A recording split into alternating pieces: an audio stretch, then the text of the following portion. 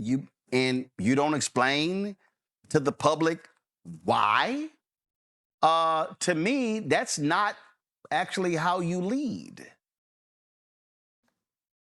There's a lot of moving pieces on this story. First of all, we do have to acknowledge President James did a miraculous job bringing Morris back from the brink. As you said, Roland, the university nearly closed, and they recently announced a project with like one of the major hotels that they'll be building right there in AU Center. So they've done a lot of tremendous work. He's done a lot of tremendous work.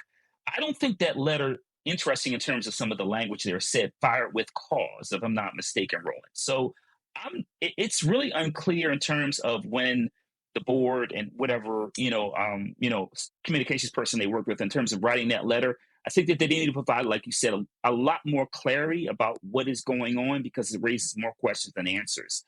In terms of what this means for the future, he mentioned the accreditation. I worked on some accreditation issues as a researcher.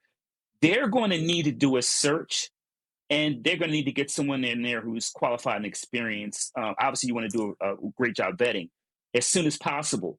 But I want to go back to your point about the interim position. Listen, this is where a place where a lot of not just in HBCUs but smaller institutions, when they have a leadership, transition, they have an interim. This is where they encounter problems.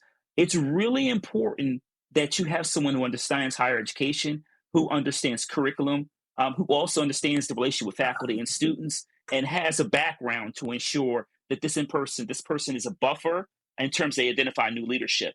So it's really important, like I said, that they lay out what's really going on here, and that the person they've hired, they've asked to serve as interim. They're going to really need to make sure they had a number of experienced individuals besides the provost and other people to support her as she moves to this journey. Yeah,